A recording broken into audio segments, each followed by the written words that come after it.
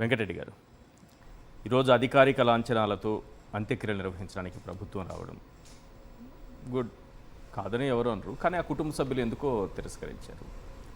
ప్రధానంగా రెండు అంశాలు ఈరోజు ముద్రగడ గారి ఆఖరి మదిలిలో మనకు కనిపించింది. ఒకటి ప్రభుత్వం అధికారిక లాంఛనాలతో అంత్యక్రియలు అనడం, రెండోది జగన్మోహన్ రెడ్డి గారు పాడేమోయడం. ఏం చెప్తారు? ముందుగా ఈశ్వర్ గారు, మీకు ప్యానెల్లో ఉన్న అందరికీ అట్లానే సాక్షి టీవీ ప్రేక్షకులందరికీ నమస్కారాలు. పెద్దలు తిలక్ గారు ఆయన చాలా సీనియర్ జర్నలిస్ట్ కాబట్టి కొన్ని అంశాలని అంతకుముందు ఎవరికి తెలియనటువంటి ముద్రగడ జీవితం ఎలాంటిదని, ఆయన పట్టుదల ఎలాంటిదని దాన్ని గతంలో జరిగినటువంటి విషయాలను ప్రస్తావించారు.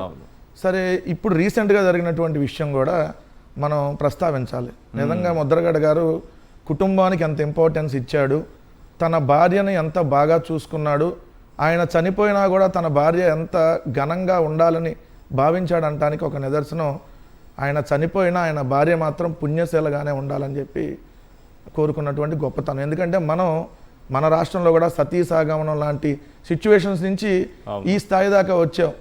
ఇప్పుడు ఈయన కొత్త ట్రెండ్కి నిజంగా శ్రీకారం చుట్టారు. తన భార్య ఆయన చనిపోయినాక ఆయన సమాధిని ఆ ఇంట్లోనే, ఆ పెరట్లోనే అక్కడే ఉండేటట్టుగా, వాళ్ళ భార్యకి ఆయన రోజు అక్కడ చూసుకునేటట్టుగా, భార్య నా భర్త చనిపోయాడు అని అనుకోకుండా పుణ్యవతిగానే ఉండేటట్టుగా ఆలోచన చేసినటువంటి గొప్ప మనసు నిజంగా గ్రేట్.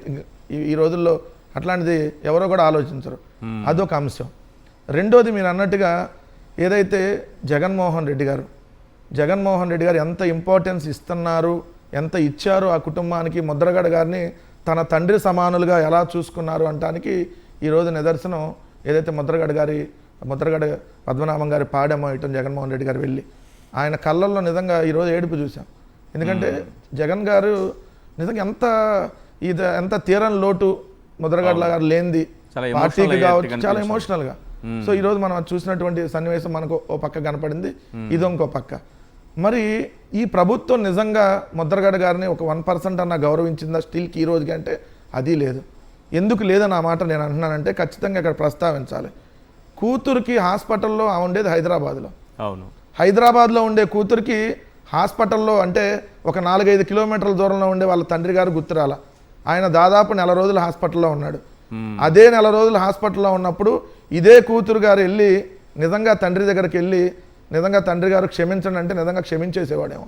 4 రోజులు ఆయన హాస్పిటల్లో ఉంటే ఒక్కరోజు కూడా ఈ గొప్ప కూతురు వెళ్ళకపోగా ఏదైతే రాజకీయాలు చేసింది అక్కడ కూడా, ఏదైతే జగన్ గారు ఎందుకు రాలేదు, జగన్ గారు ముద్రగడ గారిని ఎందుకు పరామర్శించలేదు హైదరాబాద్ వచ్చని, మీ అందరికీ తెలియనటువంటి విషయం. ముద్రగడ గారి దగ్గరికి పరామర్శ కోసం జగన్ గారు ఆల్రెడీ ఏదైతే ప్రత్యేక హెలికాప్టర్ కూడా ఆల్రెడీ తాడేపల్లి నుంచి గన్నవరానికి బుక్ చేసుకొని ఉన్నారు.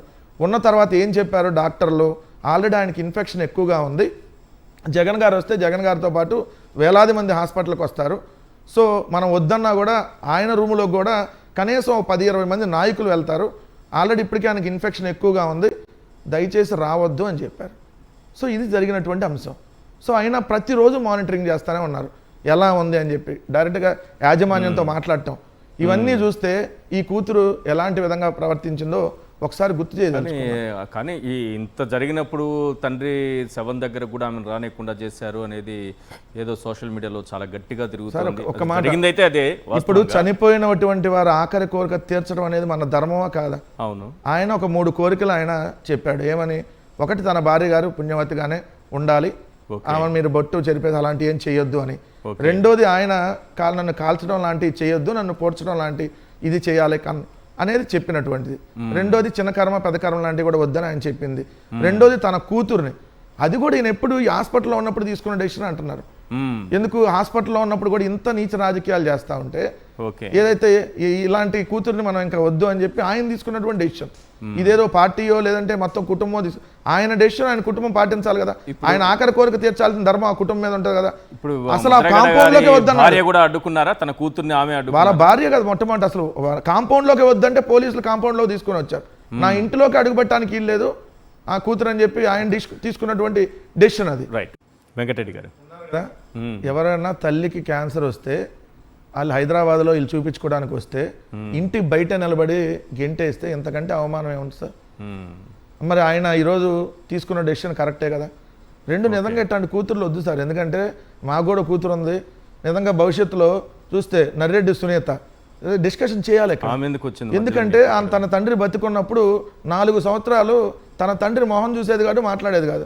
తన తండ్రిని కిరాతంగా చంపాడని చెప్పి దస్తగిరి డైరెక్ట్గా ఓపెన్గా బయటకు వస్తే, బయట సెటిల్మెంట్లు చేస్తా దర్జాగా తిరుగుతుంటే దస్తగిరికి లాయర్ సిద్ధార్థ లోద్రా, ఈమె తరపున లాయర్ సిద్ధార్థ లోద్రా, చంద్రబాబు తరపున సిద్ధార్థ లోద్రా, ఆంధ్రప్రదేశ్ చంద్రబాబు ప్రభుత్వం తరపున సిద్ధార్థ లోద్రా. ఈ మతలం ఏంది? మరి గొప్ప కూతురు కదా, సేమ్ ఇప్పుడు ఏం కూడా గొప్ప కూతురు. ఇక్కడ ఇంకోటి కూడా ఒకటి మనకు గుర్తొస్తుంది. రామారావు గారిని చంద్రబాబు నాయుడు గారు వెన్నుపోటు పొడిసి చెప్పులేసి సీఎం కుర్చీ లాక్కున్నాక చంద్రబాబు నాయుడు గారు కూడా ఇట్లానే వెళ్ళాడు రామారావు గారి ఇంటి దగ్గర నాటకాలు వేయడానికి. ఏది వేసిన కుర్చీ చెప్పులు మర్చిపోయాడు, లాక్కున్న కుర్చీని మర్చిపోయాడు.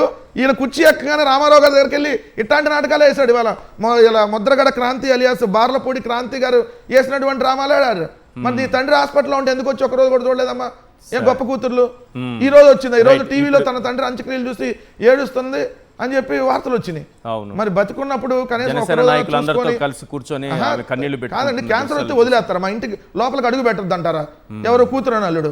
ఎంతకంటే దుర్మార్గం ఇంకేమన్నా ఉంటుందా? కానీ జనసేన నాయకులందరితో కూర్చొని ఆఖరికి ఆమె కన్నీళ్లు పెట్టుకున్న దృశ్యాలు చూసారు కదా. జనసేన నాయకులతో కూర్చొని కన్నీళ్లు పెట్టుకుంటే ఇది వద్దులేండి. ఇప్పుడు మనం దాని గురించి నేను ఎక్కువ ఎవరికైనా బాధ ఉంటుందని చెప్పడానికి చెప్పాను. రైట్, ఇక ఈ పోస్టుల పైన ఏం చెప్తారు సార్?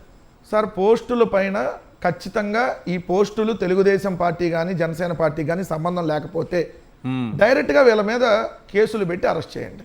ఎందుకంటే మిగిలిన వాళ్ళందరినీ మీరు అటాన్ చేస్తున్నారు కదా. ఇప్పుడు ముద్రగడ పద్మనాభం గారు చనిపోయిన తర్వాత ఆయన గురించి నీచంగానో ఘోరంగానో పోస్టులు పెడితే ఇవన్నీ సోషల్ మీడియాలో ప్లాట్ఫామ్లో కనపడుతున్నాయి. ఈ రోజు డిబేట్ జరుగుతున్నప్పుడు మరి ప్రభుత్వం టాస్క్ ఫోర్స్ని ఏర్పాటు చేస్తున్నాం.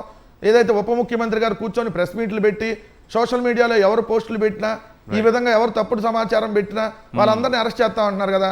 ఇప్పుడు ఈ వాళ్ళలో కనపడుతున్న తప్పుడు పోస్టులు పెట్టినా ఎప్పుడు అరెస్ట్ చేస్తారో సమాధానం చెప్పమని అడుగుతా ఉన్నా. రెండో అంశం సార్, ముద్రగడ గారిని ఎంతగా వేధించారు వీళ్ళనంటే, అంతకుముందు మీరు కొన్ని వీడియోలు ప్లే చేశారు కాపు ఉద్యమం సంబంధించి. ఈ ప్రభుత్వం దాని కాపు ఉద్యమానికి సంబంధించినటువంటి ఏదైతే చంద్రబాబు నాయుడు గారి ప్రభుత్వం అంతమంది కాపు ఉద్యమానికి సంబంధించిన కేసులు పెట్టింది కదా, ఆ కేసులను జగన్మోహన్ రెడ్డి గారి ప్రభుత్వం 161 కేసులను ఎత్తేశారు. ఏది ఈ తునికి సంబంధించినటువంటి ఈ రైలు దగ్గర స్టేట్ గవర్నమెంట్కి సంబంధించిన కేసులని, సెంట్రల్ గవర్నమెంట్ మన చేతిలో ఉండవు. సో స్టేట్ గవర్నమెంట్ అని జగన్ గారు ఎత్తేశారు.